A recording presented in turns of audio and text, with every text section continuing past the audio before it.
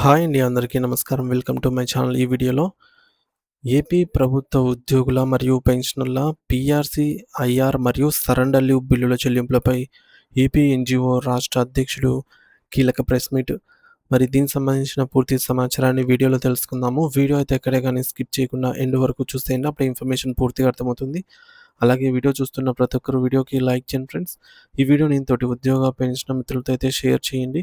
కొత్తగా మన ఛానల్ చూస్తున్నవారు ఇంకా ఎవరైనా సబ్స్క్రైబ్ చేసుకోకపోతే వెంటనే మన ఛానల్ అయితే సబ్స్క్రైబ్ చేసుకోండి. సబ్స్క్రైబ్ చేసుకోవడం వల్ల నేను చేసే ప్రతి ఒక్క వీడియో మీ వరకు రీచ్ అవుతుంది. ఇక ఆలస్యం చేయకుండా వివరాల్లోకైతే వెళ్ళిపోదాము.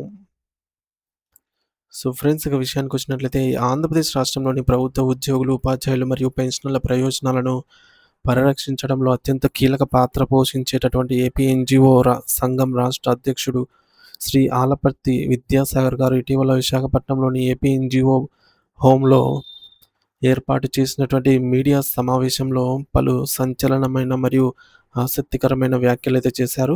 రాష్ట్ర ప్రభుత్వం ఉద్యోగులకు సంబంధించి ప్రస్తుతం పెండింగ్‌లో ఉన్నటువంటి పీఆర్సీ, ఐఆర్ మరియు సరెండర్ లీవ్ బిల్లులు వంటి అత్యంత ప్రాధాన్యత కలిగిన అంశాలపై ఆయన తన గళాన్ని గట్టిగా వినిపించారు. ఈ సందర్భంగా ఆయన మాట్లాడుతూ కొత్తగా ఎన్నికైనటువంటి ప్రభుత్వం పట్ల తాము సానుకూలంగా ఉన్నామని, అయితే ఉద్యోగుల న్యాయమైన హక్కుల విషయంలో ఎటువంటి జాప్యం జరగకూడదని స్పష్టం చేశారు.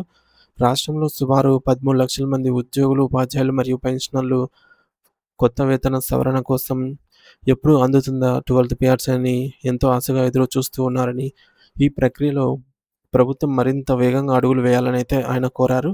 ముఖ్యంగా వేతన సవరణ సంఘం పీఆర్సీ ప్రక్రియ పట్టాలెక్కాలి అంటే తక్షణమే పీఆర్సీ చైర్మన్‌ను నియమించాల్సిన అవసరం ఉందని విద్యాసాగర్ గారు ప్రభుత్వానికి విజ్ఞప్తి చేశారు. మరి చైర్మన్ నియామకం జరిగితేనే కమిషన్ తన పనిని ప్రారంభిస్తుందని, ఉద్యోగ సంఘాల ప్రతినిధులతో చర్చలు జరిపి నివేదికను ప్రభుత్వానికి అందజేస్తుందని ఆయన వివరించారు.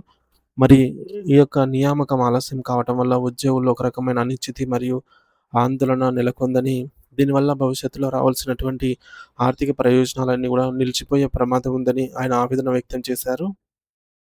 అయితే ప్రస్తుతం మార్కెట్‌లో నిత్యావసర వస్తువుల ధరలు ఆకాశాన్ని తాకుతున్నాయని, జీవన వ్యయం విపరీతంగా పెరిగిపోయిందని, అటువంటి పరిస్థితుల్లో పాత జీతాలతో కుటుంబాలను నెట్టుకురావటం దిగువ స్థాయి ఉద్యోగులకు మరియు ఉపాధ్యాయులకు కష్టంగా మారిందని ఆయన వివరించారు. అందుకే పీఆర్సీ ఆలస్యం అయ్యే వరకు ఉద్యోగులకు ఆర్థికంగా ఊరటనిచ్చేందుకు సానుకూల నిర్ణయంతో కూడినటువంటి మధ్యంతర భృతి ఐఆర్‌ని ప్రకటించాలని ఆయన డిమాండ్ చేశారు. మరి అదే సమయంలో గత కొంతకాలంగా నిలిచిపోయినటువంటి సరెండర్ లీవ్ బకాయిలను ఒక క్రమ పద్ధతిలో అంటే నిర్ణీత గడువులోగా చెల్లించాలని ఆయన కోరారు. మరి ఈ విషయంలో ప్రభుత్వం ఇప్పటికే చూపిన చొరవను ఆయన ప్రశంసించారు. మరి గత ప్రభుత్వ హయాంలో నిలిచిపోయిన జీపీఎఫ్, ఏపీజీఎల్ఐ మరియు రిటైర్డ్ ఉద్యోగుల బకాయిలతో సహా మొత్తం 21,000 కోట్ల రూపాయలను ప్రస్తుత ప్రభుత్వం విడుదల చేయటం పట్ల ఆయన హర్షం వ్యక్తం చేశారు. సో, దీనికి గాను ముఖ్యమంత్రి గారికి మరియు ఆర్థిక శాఖకు ధన్యవాదాలు తెలియజేశారు. మరి ఇన్ని వేల కోట్ల రూపాయల బకాయిలను తీర్చడం అనేది ప్రభుత్వానికి ఉద్యోగుల పట్ల ఉన్నటువంటి చిత్తశుద్ధిని తెలియజేస్తోందని, ఇదే స్ఫూర్తిని ఇతర పెండింగ్ సమస్యల పరిష్కారంలో కూడా కొనసాగించాలని ఆయన ఆకాంక్షించారు. ప్రభుత్వానికి ఉద్యోగుల నుండి ఎల్లప్పుడూ నిర్మాణాత్మకమైన సహకారం అనేది అందుతూ ఉంటుందని, అభివృద్ధి కార్యక్రమాల్లో తాము భాగస్వాములమవుతామని ఆయన హామీ ఇచ్చారు.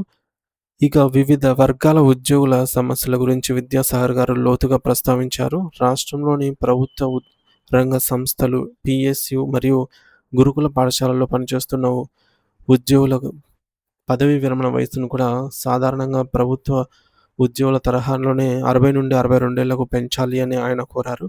మరి దీనివల్ల ఎంతోమంది అనుభవజ్ఞులైనటువంటి ఉద్యోగుల సేవలను ప్రభుత్వం మరికొంతకాలం ఉపయోగించుకోవచ్చని ఆయన సూచించారు. అలాగే 2004 సెప్టెంబర్ 1కి ముందు నోటిఫై అయ్యి, ఆ తర్వాత విధుల్లో చేరినటువంటి ఉద్యోగుల విషయంలో మెమో నంబర్ 57 ప్రకారం పాత పెన్షన్ స్కీమ్ ఓపీఎస్ వర్తింపజేసే అంశంపై ప్రభుత్వం సానుకూలంగా స్పందిస్తుందని తాము ఆశిస్తున్నట్టుగా తెలిపారు.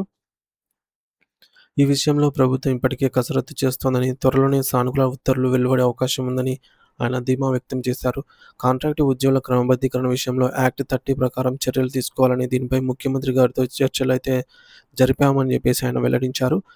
పెన్షనర్ల సమస్యలపై మాట్లాడుతూ అడిషనల్ క్వాంటమ్ ఆఫ్ పెన్షన్ మంజూరు చేయాలని మరియు గ్రామ, వార్డు సచివాలయ ఉద్యోగులకు రావాల్సిన నోషనల్ ఇంక్రిమెంట్లు ప్రక్రియను వేగవంతం చేయాలని ఆయన కోరారు. సుదీర్ఘకాలంగా అపరిష్కృతంగా ఉన్నటువంటి ఉద్యోగుల హెల్త్ కార్డులు ఈహెచ్ఎస్ సమస్యపై ఆయన తీవ్ర అసంతృప్తి వ్యక్తం చేశారు. నగదురహిత చికిత్స అందటం లేదని, దీనివల్ల అత్యవసర సమయంలో ఉద్యోగుల, ఉపాధ్యాయుల కుటుంబాలు లక్షలాది రూపాయలు ఖర్చు చేయాల్సి వస్తోందని ఆయన ఆవేదన వ్యక్తం చేశారు. ఈ సమస్య పరిష్కారానికి ప్రభుత్వం ఏర్పాటు చేసినటువంటి కమిటీ ఇప్పటికే ఒకసారి సమావేశమైందని, ఇక రెండోసారి సమావేశం నిర్వహించి పూర్తి స్థాయిలో క్యాష్‌లెస్ వైద్యం అందేలాగా ప్రభుత్వం చర్యలు తీసుకోవాలని ఆయన కోరారు. మరి ఈ యొక్క ప్రెస్ మీట్‌లో ఏపీ ఎన్‌జీఓ ప్రధాన కార్యదర్శి డివి రమణ గారు కూడా పాల్గొని కీలక విషయాలనైతే మాట్లాడారు. పదవీ విరమణ చేసిన ఉద్యోగుల పట్ల ప్రభుత్వం చూపిస్తున్న ఆదరణకు కృతజ్ఞతలు తెలుపుతూనే, సర్వీస్‌లో ఉన్న రెగ్యులర్ ఉద్యోగుల ఆర్థిక బకాయిల విషయంలో కూడా అంతే వేగంగా నిర్ణయాలు తీసుకోవాలని ఆయన కోరారు. గ్రామ, వార్డు, సచివాలయ ఉద్యోగుల సమస్యలను పరిష్కరించడానికి ఏపీ జేఏసీ మరియు ఏపీ ఎన్‌జీఓ నిరంతరం ప్రభుత్వంతో సంప్రదింపులు జరుపుతుందని ఆయన వివరించారు. కాంట్రాక్ట్ మరియు ఔట్‌సోర్సింగ్ ఉద్యోగుల సంక్షేమంపై కూడా ప్రభుత్వం ప్రత్యేక దృష్టి సారించాల్సిన అవసరం ఉందని ఆయన గుర్తు చేశారు.